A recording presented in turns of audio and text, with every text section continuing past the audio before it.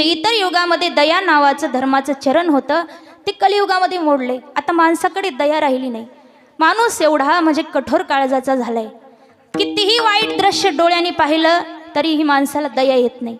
तरी आता सुद्धा खेडोपाड्यांनी धर्म टिकून आहे. म्हणजे खेडोपाड्यांनी माणसांना दया आहे.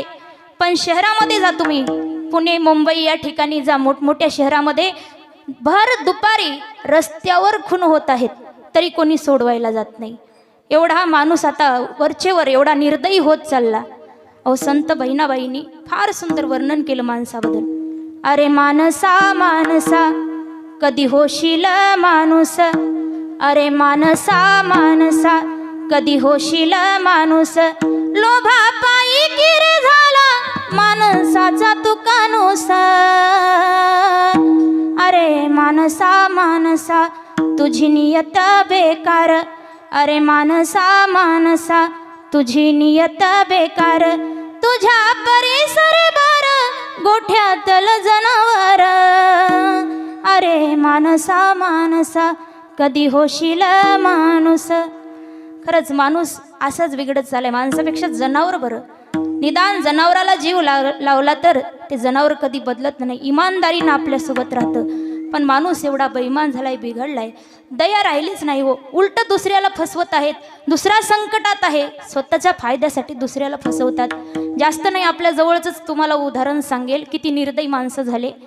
या ठिकाणीच किल्लारीला भूकंप झाला, सर्वांना माहीत आहे. या ठिकाणी सुद्धा भूकंपाचं सर्वांनी अनुभव घेतलेला आहे. तुमच्या गावात सुद्धा अनेक घरं पडली, अनेक जीवितहानी झालेली आहे, वित्तहानी जीवितहानी या ठिकाणी. तर किल्लारीच्या भूकंपामध्येच एक घडलेली सत्य घटना मी एका बाबांच्या तोंडून ऐकली. म्हणजे माझी कथा होती किल्लारीला. त्यावेळी एका बाबांनी मला हा प्रसंग सांगितला की असं असं घडलं होतं म्हणून. तर त्या भूकंपामध्ये अनेक लोक मातीच्या ढिगाऱ्याखाली फसलेले. तेव्हा त्या ठिकाणी शोध कार्य सुरू होतं. जे जिवंत आहेत त्यांना बाहेर काढलं जात होतं, त्यांना लगेच दवाखान्यात त्यांना उपचार दिला जात होता. तर एक माणूस त्या ठिकाणी फिरत होता.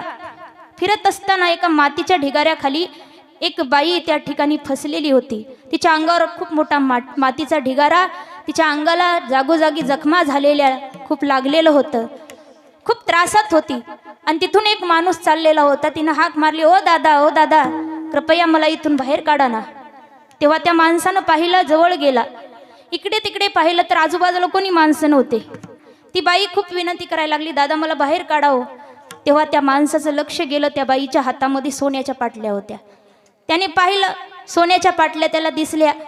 इकडे तिकडे पाहिलं, कोणी माणूस नाही, म्हणून त्याने त्या सोन्याच्या पाटल्या काढायला सुरुवात केली. आता ती किती संकटात, त्रासात आहे, तिला बाहेर काढायचं, मदतीची गरज आहे. पण याने सोन्याच्या पाटल्या काढायला सुरुवात केली. पण त्या पाटल्या सोन्याच्या एवढ्या फिट बसलेल्या होत्या हातामध्ये, बाहेरच निघणार. तेव्हा त्याला त्या ठिकाणी एक चाकू पडलेला दिसला. तो उचलला, त्याने दोन्ही हात कापले आणि त्या सोन्याच्या पाटल्या बाहेर काढून घेऊन गेला. म्हणजे बघा किती निर्दयी जनता झाली. जो दया करत नाही ना त्याला माणूस म्हणूच नाही. जो दया करतो तो खरा माणूस, आणि जो दया करत नाही त्याला राक्षस म्हणावं. कारण निर्दयी कोण असतात? केवळ राक्षस असतात. आजकाल माणूस म्हणायला, माणुसकीनं वागणारे माणसं फार कमी राहिले. दया नावाचं धर्माचं चरण मोडून पडले. आणि दया हे संतपणाचं लक्षण आहे. कारण दया कोणाकडे असते? संत तोची जाण जगी, संत तोची जाण जगी, दयाच्या मजाचे अंगी, दयाच्या मजाचे अंगी, तोची जाण जगी, संत तोची जाण जगी, दयाच्या मजाचे अंगी, दयाच्या मजाचे हे संत तोची जाण जगी, संत तोची जाण जगी, दयाच्या मजाचे अंगी, दयाच्या मजाचे अंगी, संत तुझी जाण जगी, संत तुझी जाण जगी, दयाच्या मजाचे अंगी.